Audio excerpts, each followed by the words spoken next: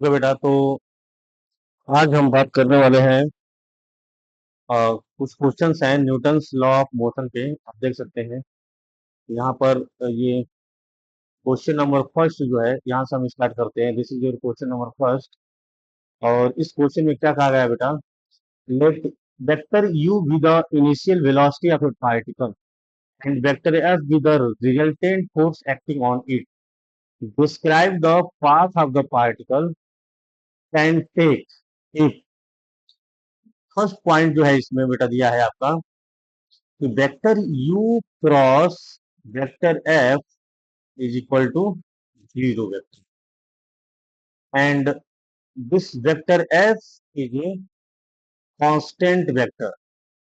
Constant vector बहुत ध्यान से समझना है।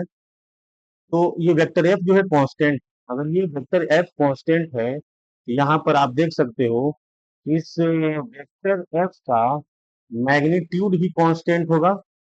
मैग्नीट्यूड और इसका जो डायरेक्शन जो होगा वो भी क्या होगा? कांस्टेंट होगा। Both are constant. तो ये आपने देखा कि जो वेक्टर एफ है इसके मैग्नीट्यूड और डायरेक्शन दोनों क्या है? कांस्टेंट है। अब देखिए यहाँ पर हम क्या करते हैं, यहाँ पे एक हम फ्रेम बनाते हैं, फ्रेम ऑफ रेफरेंस। और suppose this is X axis, this is Y axis and this is the Z axis. And आप देख सकते हो कि यहाँ पे एक पार्टिकल को हम ले लेते हैं। ये हमारा पार्टिकल है, ठीक है ना, जिसका हम मान लेते हैं कि हमारा इनिशियल वेक्टर जो है वो क्या है? इनिशियल वेलोसिटी वेक्टर है u।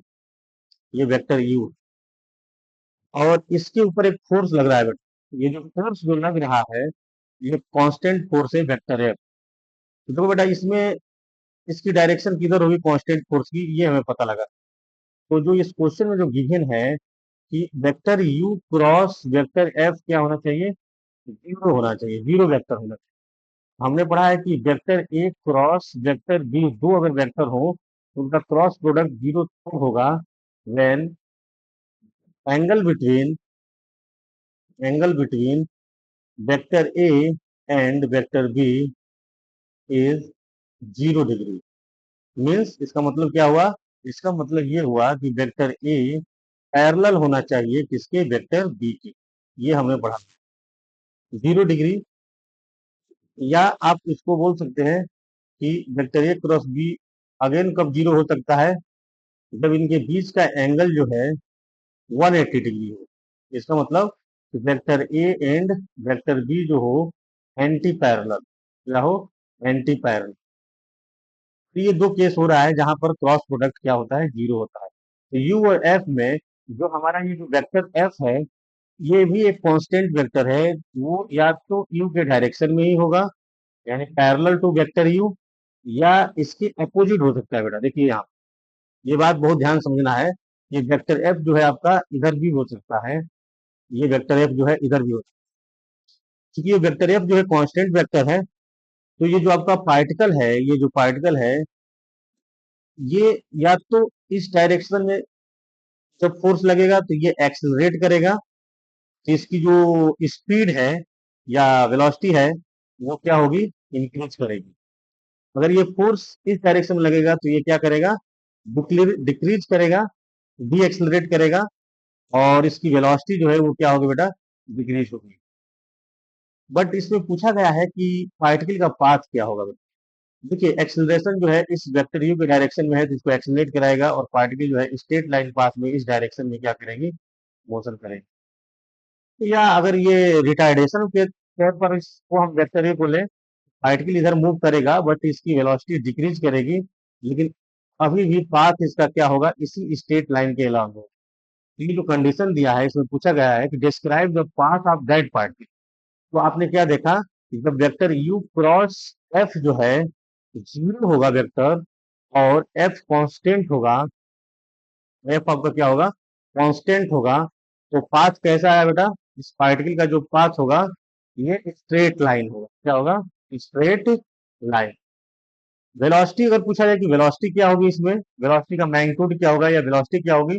वेलोसिटी आपका इंक्रीज भी कर सकती है और एंड डिक्रीज भी कर सकते हैं। वो डिपेंड करेगा कि फोर्स का आपने क्या लिया है, वेक्टर यू के अगर आपने पैरेलल लिया है तो ये इंक्रीज करेगी, और वेक्टर यू के एंटी पैरेलल लिया है तो ये क्या होगा, डिक्रीज करेगी इसकी वेलोसिटी। लेकिन पाथ जो होगा दोनों केस में हमेशा क्या होगा, एक स्ट्रेट लाइन होगा। आई थिंक ये क्वेश्चन आप लोगों को समझ में आया होगा, क्वेश्चन का जो फर्स्ट पार्ट। अब बेटा सेकेंड पार्ट में क्या बोला जा रहा है, B part of the question is, अगर आप ध्यान से देखिए तो इस बी पार्ट में क्या गिवन है, इस बी पार्ट में बेटा गिवन है कि वेक्टर यू का और वेक्टर एफ का डॉट प्रोडक्ट जो होना चाहिए जीरो होना चाहिए। और यहाँ पर भी बताया गया है कि वेक्टर एफ क्या है, कांस्टेंट वेक्टर है, यानी इसका डायरेक्शन चेंज नहीं हो रहा है। तो देखिए बेटा, इसको हम ऐसे समझ सकते हैं कि सिमिलरली हम यहाँ पर एक रेफरेंस फ्रेम लें पिछले वाले क्वेश्चन के हिसाब से, वाई एक्सिस और ये क्या है एक्स एक्सिस, और ये मान लीजिए कि जेड एक्सिस है। और यहाँ पर मैं एक पार्टिकल लेता हूँ, ये है हमारा एक पार्टिकल। अभी मैं फिलहाल मान लेता हूँ कि t इक्वल टू जीरो पे इस पार्टिकल की जो इनिशियल वेलोसिटी है ये u है, जो कि x डायरेक्शन में है। और यहाँ पर बेटा देखिए फोर्स जो लग रहा है, कांस्टेंट फोर्स लग रहा है वेक्टर f। तो डॉट प्रोडक्ट इनका जीरो तभी होगा, u का f के साथ डॉट प्रोडक्ट जीरो कब होगा, जब ये फोर्स ऐसे 90 डिग्री पर लगे। तो फोर्स आपका इधर भी लग सकता है, ठीक है ना, यहाँ पर देख सकते हैं एंगल क्या हो जाएगा 90 डिग्री। और ये फोर्स जो है आपका इसके ऊपर भी लग सकता है, यानी ऊपर डायरेक्शन में भी लग सकता है, ऐसे इस तरह से फोर्स आपका इधर भी लग सकता है। तो चलिए अभी मान लेते हैं फिलहाल कि फोर्स यहाँ पर 90 डिग्री डाउनवर्ड लगा है, तो ये पार्टिकल जो है ऐसे जाना चाहेगा, लेकिन ये फोर्स जो है इसके डायरेक्शन को चेंज करेगा, साथ में इसके वेलोसिटी को, यानी वेलोसिटी का जो डायरेक्शन है और मैग्नीट्यूड दोनों को चेंज करेगा। और पार्टिकल का जो पाथ होगा ऐसे एक क्या हो जाएगा, पैराबोलिक हो जाएगा, ठीक है ना। अगर ऊपर की तरफ लगेगा तो पार्टिकल का पाथ जो होगा कुछ ऐसे करके होगा, लेकिन होगा ये क्या, पैराबोल। तो आपने क्या देखा कि अगर वेक्टर यू डॉट एफ जो है अगर जीरो है, तो पाथ यहाँ पर क्या होगा, हमेशा एक पैराबोला होगा। क्या होगा, पैराबोला, ठीक है ना। पाथ जो है हमेशा एक पैराबोला होगा। देखो बेटा इसमें लास्ट में बोला गया है कि in which case can the particle retrace its path, किस केस में जो है पार्टिकल अपने पाथ को क्या कर सकती है, रिट्रेस कर सकती है। तो बेटा इसमें देख सकते हो कि पार्टिकल अपना पाथ रिट्रेस तभी करेगी इस फर्स्ट वाले केस में, तो वो स्ट्रेट लाइन मोशन कर रही है, ठीक है ना। तो आप यहाँ पर लिख दोगे कि इन केस फर्स्ट, यानी केस ए, पार्टिकल में रिट्रेस रिट्रेस इट्स पाथ। ये क्वेश्चन नंबर फर्स्ट का सॉल्यूशन है। आई थिंक सबको ये बात समझ में आ गई होगी इस क्वेश्चन का। चलिए तो नेक्स्ट जो है बेटा हम बात करते हैं, नेक्स्ट जो आपका क्वेश्चन है उसको हम लोग करते हैं, ठीक है ना। तो देखिए यहाँ पर इस क्वेश्चन को करते हैं, क्वेश्चन नंबर सेकेंड को। क्वेश्चन नंबर सेकेंड को आप ध्यान से देखिए सभी लोग, ये भी बहुत अच्छा क्वेश्चन है। चलिए बेटा तो अब हम बात करते हैं question number second. Question number second जो है आपका क्या है, इसमें ध्यान से पढ़िए। A ball is projected vertically up from the floor of a room. The ball experiences air resistance that is proportional to speed of the ball. Just before hitting the ceiling, the speed of the ball is 10 metre per second. Ball का speed क्या है बेटा, 10 metre per second है। And it's retardation is 2g। इसका retardation क्या है बेटा, 2g है। The ball rebound from the ceiling without any loss of speed, यानी स्पीड में कोई लॉस नहीं होता है, और बॉल जो है अपोजिट डायरेक्शन में रिबाउंड कर रहा है। Falls on the floor 2 second, after 2 second, after making impact with the ceiling, how high is the ceiling, यानी आपसे पूछा गया है यहाँ पर जो है सीलिंग जो है उसकी हाइट क्या होगी बेटा, ये आपसे क्वेश्चन है। तो चलिए देखिए इस क्वेश्चन को करते हैं। ये हम मान लेते हैं बेटा क्या है, ये फ्लोर है, ठीक है ना, जो रूम है यहाँ से, ठीक है। अब यहाँ से इस बॉल को क्या किया गया है बेटा, ऐसे प्रोजेक्ट किया गया है, इस तरह से क्या किया गया है, ऐसे वर्टिकल डायरेक्शन में मान लेते हैं। इन दिस डायरेक्शन इस बॉल को हमने क्या किया है, प्रोजेक्ट किया है। ये क्या है आपका, सीलिंग है, रूम की जो है ये सीलिंग है, ठीक है ना। अब देखिए इसमें बोला गया है कि the ball experience air resistance that is proportional to the speed of the ball just before hitting the ceiling, the speed of the ball is 10 metre per second. तो यहाँ पर जब बॉल जो है बेटा सीलिंग को क्या कर रहा है, हिट कर रहा है, जस्ट हिट करने से पहले यहाँ पे इसकी जो स्पीड है ये इस डायरेक्शन में क्या है, v इक्वल टू मान लेते हैं, ये जो आपका v है 10 मीटर पर सेकेंड है, ठीक है ना। ये 10 मीटर पर सेकेंड है। और यहाँ पर रिटार्डेशन रिटार्डेशन यानी अपोजिट डायरेक्शन में लगेगा ऐसे, ये जो है वो 2g के इक्वल है। देखो बेटा जब ये बॉल ऊपर जा रहा होगा तो इसका वेट mg जो है नीचे लग रहा होगा, और इस बॉल पर एक और फोर्स लग रहा होगा, वो क्या है बेटा, आपका रेजिस्टिव फोर्स, जिसको बोला गया है एफ आर। ये हमारा क्या है, रेजिस्टिव फोर्स है। अब देखिए बेटा यहाँ पर जस्ट स्ट्राइक करने से पहले यहाँ पे अगर हम न्यूटन सेकेंड लॉ को यूज करें, हम यहाँ पर लिख सकते हैं mg प्लस इस रेजिस्टिव फोर्स को हम लिख देंगे मास इंटू एक्सीलरेशन। देखो बेटा एक्सीलरेशन की डायरेक्शन नीचे है, mg और fr भी नीचे लग रहा है, तो इसको हम ऐसे लिख सकते हैं। यहाँ पर मास इंटू एक्सीलरेशन की जगह पर क्या लिख देंगे, 2g, ठीक है। ये mg प्लस रेजिस्टिव फोर्स जो हो जाएगा ये 2mg के इक्वल हो जाएगा, ठीक है। तो यहाँ पर रेजिस्टिव फोर्स जो आएगा आपका 2mg minus mg, and this is equal to mg।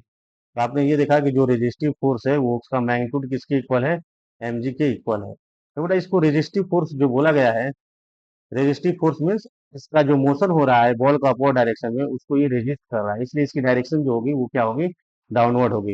ये बात सबको समझ में आ गई होगी, ठीक है बेटा। अब चलिए नेक्स्ट जो है इसमें हम क्या बात करते हैं कि जब बॉल जो है यहाँ पर टकराया है, क्वेश्चन में बोला गया है कि बॉल जो है टकराने के बाद, यहाँ से टकराने के बाद रिबाउंड हो रही है ऐसे, यहाँ पर टकराने के बाद नीचे की तरफ क्या हो रही है, रिबाउंड हो रही है, ठीक है ना। तो देखिए यहाँ पर mg तो नीचे लगेगा ही लगेगा, ठीक है। अब ध्यान से देखिएगा रिबाउंड होने के बाद यहाँ पर रेजिस्टिंग फोर्स जो है वो ऊपर लगने लग जाएगा, क्यों, क्योंकि मोशन ऑफ द बॉल किधर हो गया ऐसे, डाउनवर्ड। ये डाउनवर्ड जो है मोशन ऑफ द बॉल होने लग गया, ठीक है ना। और किस वेलोसिटी से ये रिबाउंड हो रहा है, वेलोसिटी में कोई चेंज नहीं हो रहा है, v की वैल्यू अभी भी कितनी है यहाँ पर, 10 मीटर पर सेकेंड। अब आप देख सकते हो क्वेश्चन में बोला गया था कि जो हमारा ये रेजिस्टिव फोर्स है एफ आर, ये जो एफ आर रेजिस्टिव फोर्स है ये डायरेक्टली प्रोपोर्शनल टू क्या है, वेलोसिटी के है। और यहाँ पर आप देखिए रिबाउंड होने के बाद ये वेलोसिटी चेंज नहीं हो रही है। इसका कारण ये है कि जो यहाँ पर जो रेजिस्टिव फोर्स है उसकी वैल्यू हमेशा क्या रहेगी, mg के ही इक्वल रहेगी, जो हमने ये फाइंड आउट किया है, क्योंकि यहाँ पर वेलोसिटी चेंज नहीं हुई है, ये वेलोसिटी जो है चेंज नहीं हुई है, ये एफ आर जो है क्या होगा, इसकी वैल्यू जो है मैग्नीट्यूड चेंज नहीं होगा। तो यानी यहाँ पर हम कह सकते हैं कि हमारा एफ आर जो है यानी रेजिस्टिव फोर्स जो है ये mg के इक्वल है। तो अगर आप यहाँ पर Newton second law of motion का यूज करें बेटा तो आप ऐसे लिखोगे, डायरेक्शन ऑफ मोशन को अगर हम पॉजिटिव ले लें, सभी लोग ध्यान से देखिए, अगर हम डायरेक्शन ऑफ मोशन को क्या लें, पॉजिटिव लें, हम लिख सकते हैं कि mg माइनस एफ क्या हो जाएगा, R is equal to mass into acceleration. चलिए एम ए डैश लिख देता हूँ। तो mg माइनस एफ आर की वैल्यू तो mg है, तो mg माइनस mg जीरो हो जाएगा, मास इंटू एक्सिलेशन ए डैश, यानी ए डैश जो एक्सिलेशन आ जाएगा वो जीरो आ जाएगा। और एक्सिलेशन जीरो आने का मतलब क्या है, ये पार्टिकल जो है यूनिफॉर्म मोशन करेगा, यानी ये जो बॉल है इस बॉल का मोशन क्या हो जाएगा, यूनिफॉर्म मोशन हो जाएगा। और यूनिफॉर्म मोशन का मतलब आप लोग समझते हो क्या होता है, स्पीड कांस्टेंट रहेगी यानी वेलोसिटी कांस्टेंट रहेगी। तो पूछा गया है कि सीलिंग और इस फ्लोर के बीच में हाइट क्या है। तो देखो बेटा यहाँ से बॉल को यहाँ तक आने में कितना सेकंड लगा, टाइम जो लगा है 2 सेकंड लगा है। और चूंकि यूनिफॉर्म मोशन है तो हम यहाँ पे यूज कर सकते हैं फार्मूला। आपको पता है कि यूनिफॉर्म मोशन में एक ही फार्मूला होता है, वो क्या होता है, v equal to distance upon time, यानी हम h बाई क्या कर देंगे, t कर देंगे, तो h इक्वल टू क्या हो जाएगा, v इंटू टी। तो आपने ये देखा कि जो हमारा v है इसकी वैल्यू 10 दिया है, इंटू टी की वैल्यू कितना दिया है, क्वेश्चन में 2 दिया है। तो आपका हाइट जो आ जाएगा 20 मीटर के इक्वल आ जाएगा। तो यही अब जो है सीलिंग की हाइट पूछा गया था और इसकी वैल्यू क्या हो जाएगी, 20 मीटर। सबसे इंपॉर्टेंट पॉइंट इसमें यही था बेटा कि रेजिस्टिव फोर्स जो है डायरेक्शन ऑफ मोशन के अपोजिट लगेगा। साथ में रेजिस्टिव फोर्स जो है वेलोसिटी पर अगर डिपेंड कर रहा है और रिबाउंड होने के बाद अगर पार्टिकल की यानी बॉल की वेलोसिटी अगर चेंज नहीं हो रही है, मैंने डायरेक्शन तो चेंज हो रहा है लेकिन बट इसका मैग्नीट्यूड चेंज नहीं हो रहा है, तो इसका मतलब ये होगा कि जो एफ आर की वैल्यू एम जी है ये भी चेंज नहीं होगी और पार्टिकल ये एम जी और ये एम जी बैलेंस हो जाएंगे और पार्टिकल यूनिफॉर्म मोशन करते हुए नीचे की तरफ आएगा और आपका आंसर हो जाएगा 20 मीटर। ठीक है, तो ये है बेटा आपका क्वेश्चन। क्वेश्चन नंबर सेकेंड था ये। चलिए नेक्स्ट जो है हम बात करते हैं क्वेश्चन नंबर थर्ड की। तो क्वेश्चन नंबर थर्ड भी काफी इजी है, इसको आप लोग ध्यान से देखिए। क्वेश्चन नंबर थर्ड जो है बेटा, इसको समझने की कोशिश करते हैं। Your question number third is, चलिए देखिए question number third. Question number third को हम लोग करते हैं। क्वेश्चन नंबर थर्ड क्या है बेटा, ये देखिए। A small body of super dense material whose mass is half the mass of the earth but whose size is very small compared to the size of earth.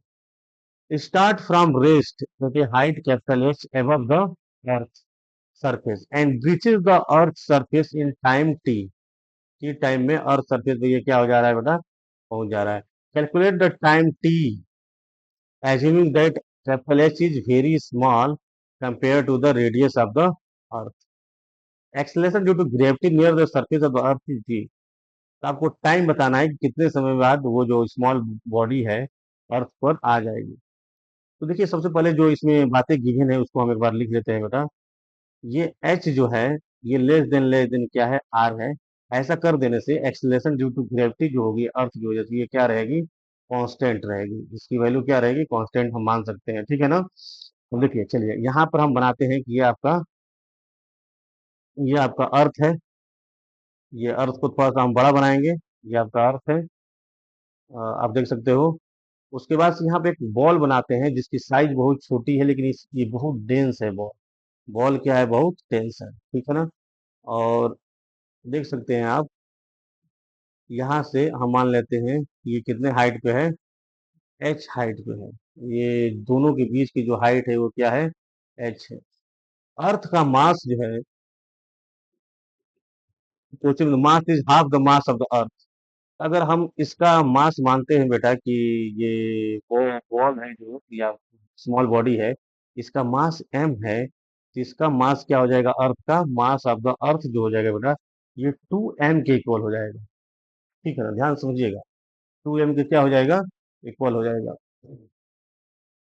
तो देखिए Newton's law आप सबको पता है। इस लाइन के along इस अर्थ की वजह से इसके ऊपर एक ग्रेविटेशनल फोर्स लगेगा।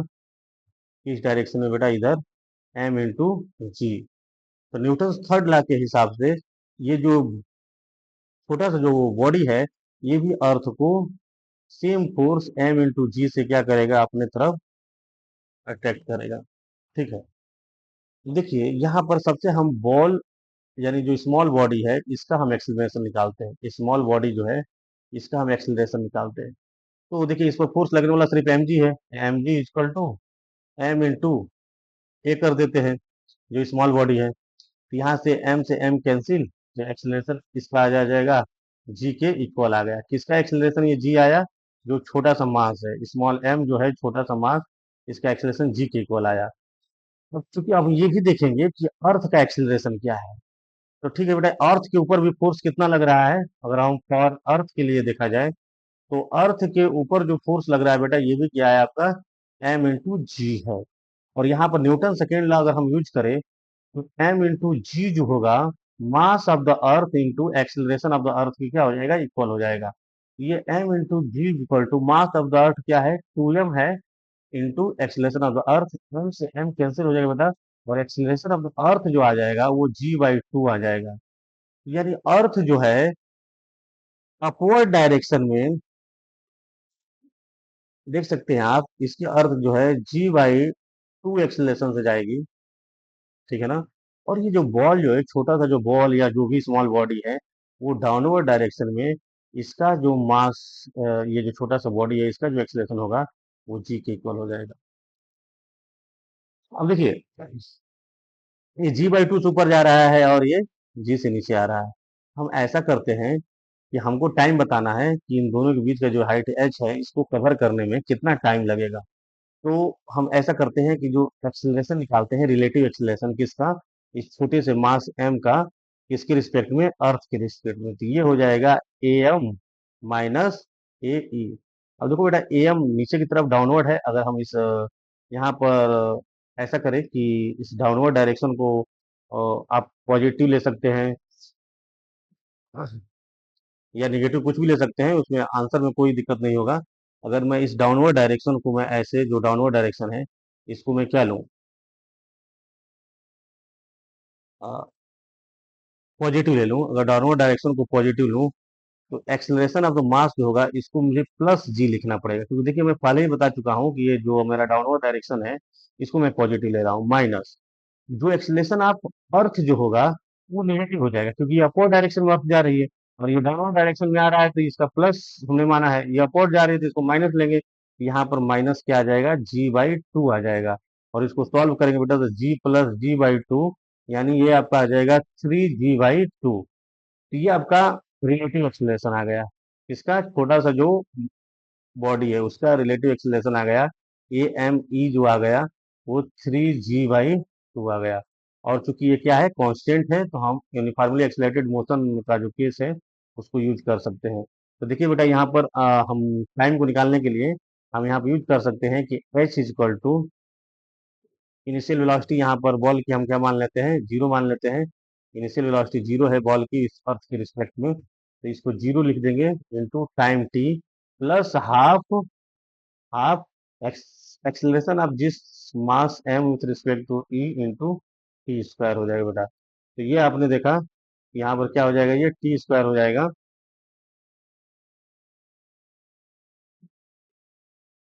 तो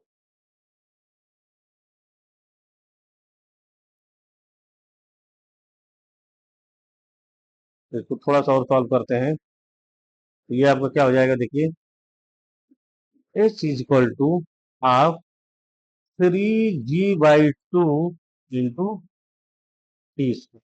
तो यहाँ से टी स्क्वायर की जो वैल्यू आ जाएगी बेटा वो क्या आ जाएगी, 4h/3g। ये क्या आ गई, 4h/3g। टी सिर्फ टाइम हमें निकालना है, तो टी इक्वल टू क्या हो जाएगा, रूट में 4h/3g। आप चाहो तो 4 से 2 बाहर निकाल सकते हो, लेकिन मैं इतना ही लिखूंगा और ये आपका क्या हो जाएगा, आंसर हो जाएगा। तो आपने ये टाइम निकाल लिया। बहुत ही सिंपल क्वेश्चन था, हम लोगों को थोड़ा थोड़ा सा बस ध्यान देना है।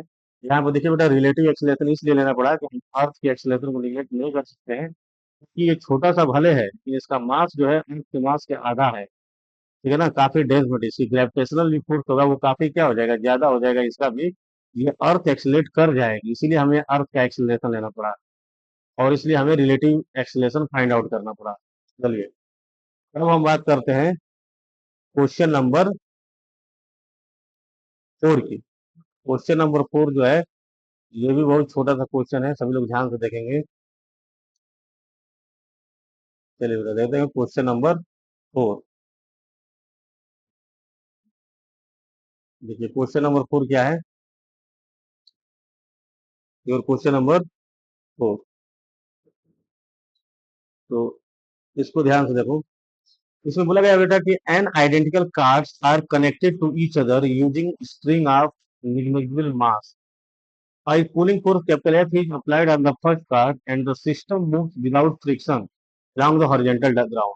The tension in the string connecting 4 and 5, fourth and fifth के बीच में जो फोर्थ ब्लॉक है या कार्ट यहाँ बोला गया है, ब्लॉक ना बोलकर कार्ट बोला गया है, फोर्थ कार्ट और फिफ्थ कार्ट के बीच में जो स्ट्रिंग लगी है उसमें टेंशन जो है twice the tension in the string connecting eighth and ninth।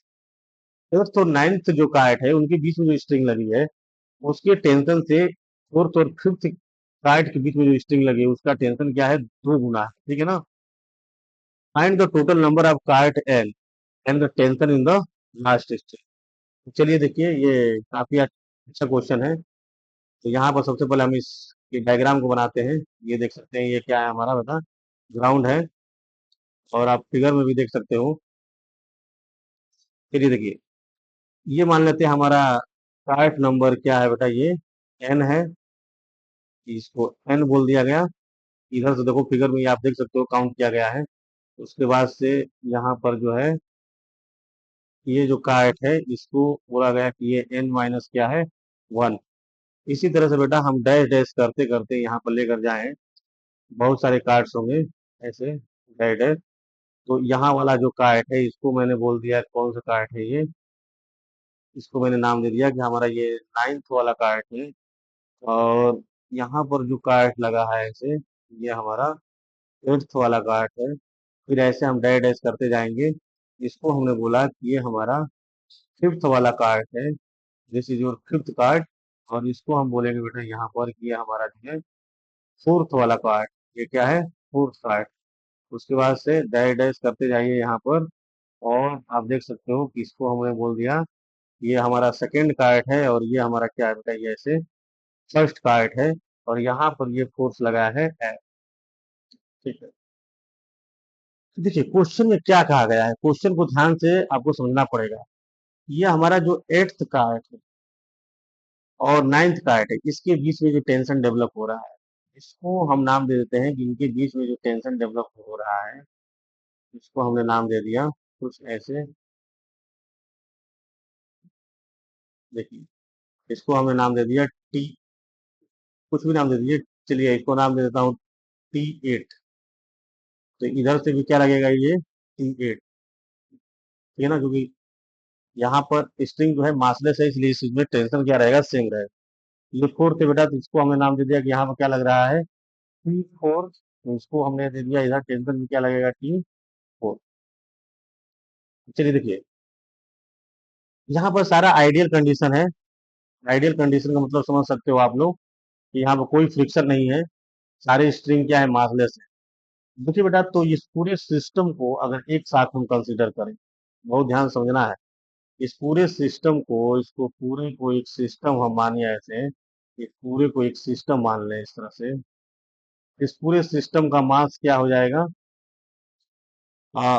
Identical मास है। यहाँ पे देखो क्वेश्चन में बोला गया कि एन आइडेंटिकल कार्ड्स, कार्ड्स जो है आइडेंटिकल है, तो एक का मास अगर एम है तो सबका मास क्या होगा, एम ही होगा। तो टोटल मास भी यहाँ पे होगा बेटा, टोटल मास। यहाँ पर जो कार्ड का जो टोटल मास होगा उसको निकालना बहुत जरूरी है। उसको हम कैपिटल एम से निकालेंगे, और ये हो जाएगा हमारा एन इंटू स्मॉल। देखो ये अगर इसको पूरे को हम सिस्टम माने कि ये हमारा सिस्टम है, ये हमारा पूरा सिस्टम है, इसके अंदर ये सब सब सिस्टम है। इस पर एक्सटर्नल फोर्स जो है सिर्फ यही एफ लग रहा है, देख सकते हैं आप, यही एफ लग रहा है। हम न्यूटन सेकेंड लॉ यूज करें तो एफ इक्वल टू क्या हो जाएगा, मास इंटू एक्सीलरेशन। इस मास की जगह पर क्या लिख देंगे, N into small M into acceleration. तो आप देख सकते हो यहाँ से बेटा, ये जो एफ जो आएगा capital N into small M into acceleration, तो एक्सीलरेशन जो आ जाएगा डिवाइडेड बाई एन इंटू, ये आपका एक्सीलरेशन आ गया बेटा, ठीक है। लेकिन आपको बताना है कि नंबर ऑफ कार्ड्स कितने हैं, कैपिटल एन की वैल्यू बताना है आपको। इसके लिए बहुत सिंपल है, अगर आप ध्यान से देखें यहाँ पे, देखो बेटा, ये जो T4 टेंशन है यहाँ पे लग रहा है ना, और देखो यहाँ से टोटल इसके बीच में कितने कार्ड होंगे, एक दो और तीन, थर्ड वाला कहीं यहाँ तो ऐसे होगा, ये फोर्थ हो गया। तो अगर इस फोर्थ कार्ड को, अगर इतने को हम छोड़ दें, तो ये जो T4 जो टेंशन जो फिफ्थ वाले पे लगा है, वो कितने को खींच रहा है, N-4। यानी यहाँ पर आप देख सकते हो कि ये जो अगर हमारा, ये जो हमारा फिफ्थ वाला कार्ड है, और यहाँ पर टेंशन क्या है बेटा, T4 है। इसके पीछे यहाँ पर देखेंगे आप, तो यहाँ पर आपका एन वाला होगा, ठीक है बेटा। और ये क्या है आपका एन माइनस, ये आपका nth वाला कार्ड है, ये N-1 वाला है।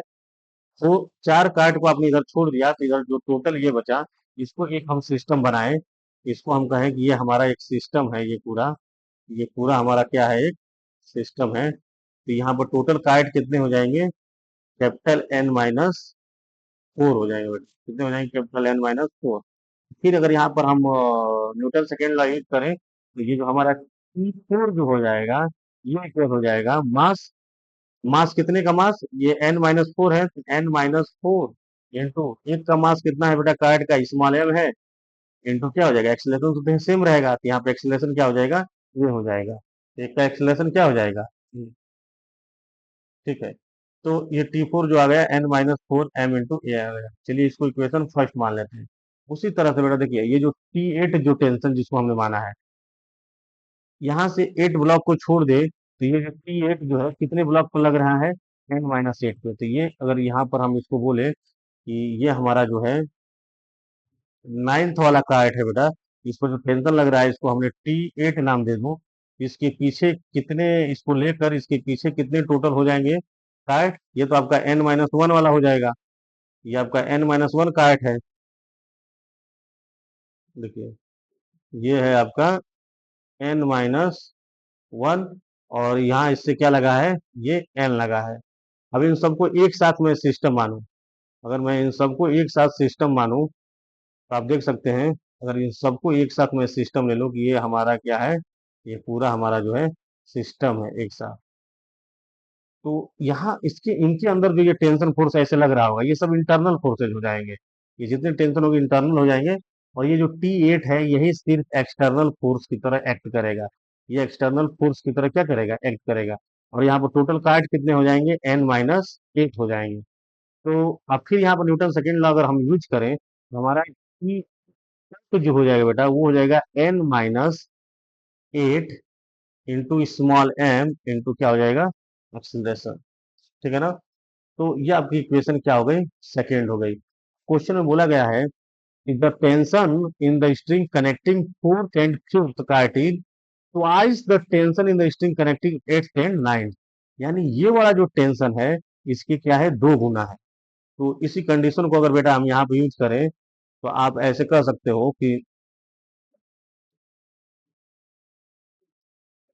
देखिए ध्यान से, तो हम यहाँ पर ये बोल सकते हैं कि जो हमारा T8, ये जो हमारा, चलिए यहाँ पर कर देता हूँ, T जो हमारा 8 है, ये जो T8 है, यानी T4 जो है ये किसके इक्वल है, 2 टाइम्स T8 के इक्वल है। T4 की वैल्यू क्या है बेटा, n-4 into small m into acceleration, this is equal to n-8 into mass into क्या हो जाएगा, एक्सिलरेशन। और यहाँ पर क्या है, 2 टाइम्स है। तो देखो इस m से ये m कैंसिल हो जाएगा, इस a से ये a कैंसिल हो जाएगा, तो आपका बच जाएगा n-4 इक्वल टू 2n-2 8 जा क्या हो जाएगा बेटा यहाँ पर 16। इस n को इधर ले जाओ, 16 को इधर ले जाओ, तो -4 प्लस 16 इक्वल टू 2n-n हो जाएगा। तो यहाँ से बेटा देखिए ये क्या आ जाएगा, 12, and this is equal to n। तो n इक्वल टू टोटल कितने कार्ड्स आ जाएंगे, 12 कार्ड्स। तो आपने क्या देखा कि जो हमारा n है वो उसकी जो वैल्यू जो आई है वो कितनी आई, 12 कार्ड्स। यानी हमारा n जो होगा 12 कार्ड्स के इक्वल हो जाएगा। तो ये है बेटा आपका क्या है, क्वेश्चन था। आई थिंक सबको ये न्यूटन लॉ की बेसिस पर जो हमने क्वेश्चन किया, ये सबको समझ में आया होगा। Thank you.